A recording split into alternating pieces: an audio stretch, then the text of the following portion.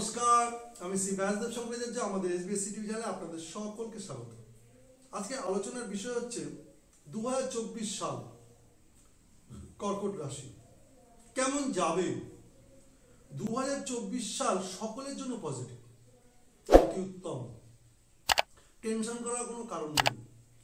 মূল রাশি চক্রের 4 নম্বর ঘর হচ্ছে কর্কট রাশির ঘর, আর 2024 সালের শেষ সংখ্যাটি হচ্ছে 4। তার মানে চন্দ্রের জন্য যথেষ্ট পরিমাণে পজিটিভ, টেনশন করার কোনো কারণ নেই। কারণ কর্কট রাশির অধিপতি হচ্ছে চন্দ্র।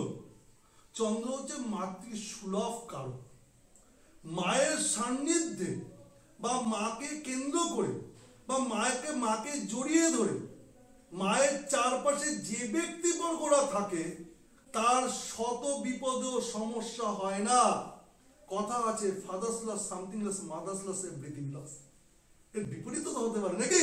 তার মানে মা যদি থাকে তাহলে আমরা সর্বদিক থেকে সবকিছু পাবো, কিন্তু মাকে বঞ্চিত করে কোনো কিছু পাওয়া সম্ভব নয়। কর্কট রাশির জন্য এই কারণেই কিন্তু এই বছরে পজিটিভ। আর পজিটিভ কোন কোন দিকে দেখুন, মা থাকলে পরে আমরা সব পাই, তাই না? জীবনী শক্তি, এনার্জি লেভেল, এই জীবনী শক্তি যখন আমরা পাই তখন আমাদের কোনো কাজেই কিন্তু কখনো এনার্জি লস হয় না। তাহলে এবার আমাদের জীবনে কর্ম কখন থেকে শুরু হচ্ছে? যে মুহূর্তে আমরা জন্মগ্রহণ করলাম তখন থেকে। এবার বড় হওয়ার সঙ্গে সঙ্গে প্রথম আসে শিক্ষা, এডুকেশন, মাকে কেন্দ্র করে। তার মানে প্রাথমিক শিক্ষা থেকে উচ্চ শিক্ষা পর্যন্ত যে কোনো ব্যক্তি, জাতক বা জাতিকার ক্ষেত্রে 2024 সাল অতি উত্তম ফল প্রদান হবে। এবার আসি শিক্ষার পরে আসি কি কর্মজগৎ। এবার তার যে কোনো এডুকেশন, যতটুকু যা এডুকেশন, তারপরে কর্মেতে আসে। সেটা ব্যবসা হতে পারে, চাকরি হতে পারে, বেসরকারি, সরকারি বা যে কোনো প্রফেশনের সঙ্গে যুক্ত। ওই জায়গাটাও কিন্তু পজিটিভ দেখছি, ওখানে নেগেটিভ নেই, ওখানে কিন্তু ভালো ফল পাওয়ার চান্স রয়েছে। এবার আসি যে বিবাহ।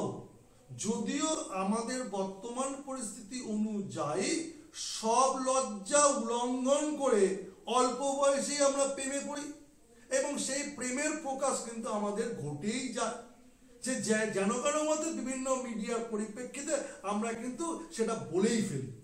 তা এইবার যেটা হয়েছে, এখানে কিন্তু প্রেমাবেগ এবং ভাবাবেগ বা প্রেম প্রীতির কিন্তু প্রকাশ ঘটবে এই 2024 সালে।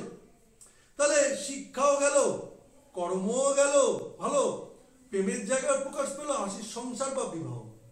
তাহলে বিবাহ এবং সংসার জীবনের ক্ষেত্রেও কিন্তু অতি উত্তম ফল পাওয়ার সম্ভাবনা রয়েছে। যে সকল জাতক বা জাতিকাদের ক্ষেত্রে বিবাহ হচ্ছিল না, বিবাহ নিয়ে বাধা ছিল, সে সকল জাতক বা জাতিকাদের বিবাহ হওয়ার সম্ভাবনা রয়েছে। তার কারণ মূল রাশিচক্রের 8ম স্থানের অধিপতি হচ্ছে মঙ্গল। এই মঙ্গল কর্কট রাশির 4র্থ স্থান। এই মঙ্গল এই জাতক বা জাতিকাদের মাতৃস্থানীয় ব্যক্তিবর্গদের পরিপ্রেক্ষিতে সে সন্তানের বিবাহকে স্থির করবে। অর্থাৎ যে সকল জাতক বা জাতিকার কর্কট রাশি, সে সকল জাতক বা জাতিকার মা বা মাতৃস্থানীয় ব্যক্তিরা তার বিবাহ ঠিক করবে এবং সেই বিবাহে তাকে আবদ্ধ করবে। এবার আসি সন্তান সন্ততি। কর্কট রাশি জাতক বা জাতিকা 2024 সালে সন্তান সন্ততির ক্ষেত্রে কিন্তু একটা পজিটিভ ফল পাওয়ার সম্ভাবনা 100-এ 100। কেন পজিটিভ ফল পাওয়ার সম্ভাবনা 100-এ 100 কেন? তার মূল কারণ হচ্ছে, সেটা হচ্ছে এই সকল জাতক বা জাতিকাদের ক্ষেত্রে আমরা দেখতে পাচ্ছি যে এই জাতক সর্বদা বৃহস্পতিকে কেন্দ্র করে শুভ ফল পাচ্ছে এবং বৃহস্পতিকে কেন্দ্র করে শুভ ফল পাওয়ার জন্য এই সকল জাতক বা জাতিকাদের ক্ষেত্রে তার সন্তান সন্ততি শুভ ফল লাভ করবে এবং সন্তান থেকে বিভিন্ন ধরনের শুভ ফল সে পেয়ে থাকবে। এবার আসি আমরা এই সকল জাতক বা জাতিকার শরীরের কন্ডিশন। শরীরের কন্ডিশনের ক্ষেত্রে কিন্তু একটা সমস্যার সৃষ্টি হওয়ার সম্ভাবনা রয়েছে। এখানেও কিন্তু এই জাতক বা জাতিকার ক্ষেত্রে আমরা একটা সমস্যা দেব। কিরকম সমস্যা? যে এই জাতক বা জাতিকাদের আমরা সমস্যাটা দেখব যে শরীরের জায়গায় যে নার্ভ, শনি এখানে অশুভ ফল প্রদান করবে, কারণ রাশিচক্রের অষ্টম স্থানের অধিপতি হচ্ছে শনি। সে কি করবে? নার্ভের সমস্যা, ব্যথার সমস্যা, দাঁতের সমস্যা, ব্লাড সংক্রান্ত বিশেষ করে সমস্যা দেবে। কেন? মঙ্গলের সঙ্গে একটা শনির অশুভ সম্পর্কের জন্য ব্লাড ঘটিত সমস্যা দেখা দেবে, সুগারের সমস্যা দেখা দেয়, বিপি বা প্রেশারের সমস্যা দেখা দেয়, স্কিনেরও একটা সমস্যা কিন্তু আসবে এই জাতক বা জাতিকা। তবে বড় ধরনের মৃত্যু সম অঘটন বা মৃত্যুর মতন বড় একটা কোনো অঘটন ঘটার সম্ভাবনা নেই। এই সকল জাতক বা জাতিকারা যে কোনো প্রফেশনের সঙ্গে যুক্ত থাকুক না কেন, সেটা স্কুল টিচার হতে পারে, সেটা কলেজ ইউনিভার্সিটিকে কেন্দ্র করে যে কোনো কাজের সঙ্গে যুক্ত হতে পারে, সেটা অভিনয়ের জগতের সঙ্গে যুক্ত হতে পারে, সেটা চাষবাস, চাষের মাঠ থেকে শুরু করে ইত্যাদি ইত্যাদি ক্ষেত্রে হতে পারে। তার মানে সর্বত্রই কিন্তু তার একটা শুভ ফল পাওয়ার সম্ভাবনা রয়েছে। এবং সপ্তম স্থান হচ্ছে শনির স্থান। তাহলে সপ্তম স্থান থেকে আমরা স্বামীর কথা বা স্ত্রীর কথা বিচার করি। শনি বর্তমানে বসে আছে হচ্ছে কুম্ভ রাশিতে, মানে কর্কট রাশির অষ্টম স্থানে। এই স্বামীকে কেন্দ্র করে কিন্তু বিভিন্ন ধরনের সমস্যা আসতে পারে, ঝামেলা, অশান্তি, তর্ক বিতর্ক আসতে পারে, এবং স্বামীকে কেন্দ্র করে কিন্তু অসুস্থতা হয়ে যাওয়ার প্রবণতা কিন্তু প্রবল বৃদ্ধি পেতে পারে। সেই জায়গাটাও দেখার প্রয়োজন আছে। যে সকল জাতক বা জাতিকাদের ক্ষেত্রে দেখা যাচ্ছে একে অপরের অনেকটা বয়স হয়ে গেছে, 50 আপ, সেই সকল জাতক বা জাতিকাদের ক্ষেত্রে কর্কট রাশির পরিপ্রেক্ষিতে কিন্তু নানাবিধ শারীরিক সমস্যাকে কেন্দ্র করে বা মানসিক সমস্যাকে কেন্দ্র করে কিন্তু বড় আকার ধারণ করতে পারে। বা 40-এর নিচে যে সকল জাতক বা জাতিকাদের বয়স হয়েছে তাদের কিন্তু সর্বত্র উন্নতির একটা পূর্ণ সুযোগ রয়েছে। সেই সুযোগটাকে কাজে লাগাতে হবে।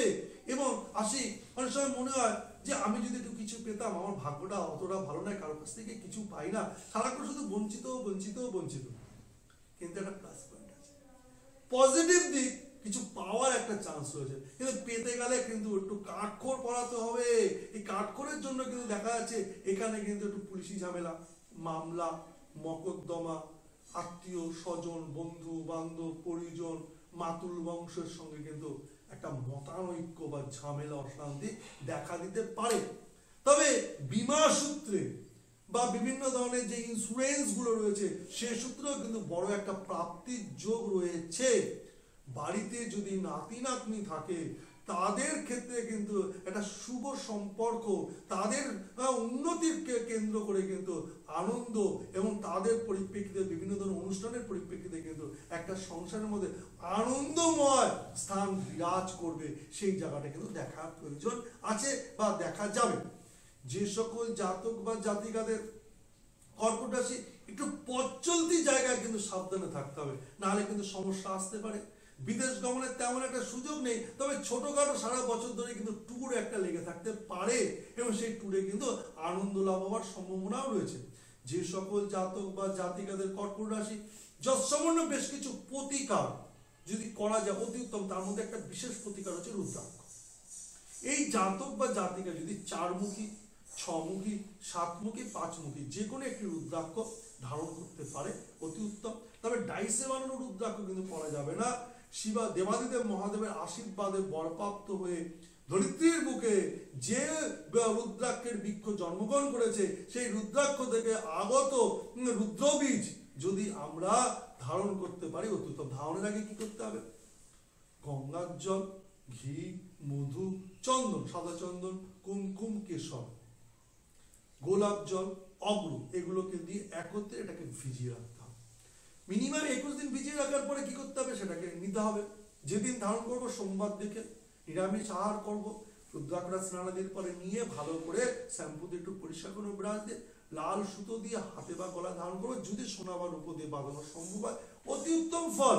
আর একটা রুদ্রাক্ষ এই জাতক বা জাতিকার জন্য যথেষ্ট কাজ করে, সেটা হচ্ছে তুলসী রুদ্রাক্ষ। কারণ এই জাতক বা জাতিকাদের দেখা যাবে সারা বছরটাই কাশি, সর্দি এবং হালকা হালকা জ্বর ইত্যাদির মধ্যে দিয়ে কাটবে। তাহলে এই রুদ্রাক্ষটা অতি উত্তম ফল প্রদান করে। যে সকল জাতক জাতিকার ভালো লেগেছে লাইক, শেয়ার, কমেন্টস করতে একদম ভুলবেন না। নমস্কার।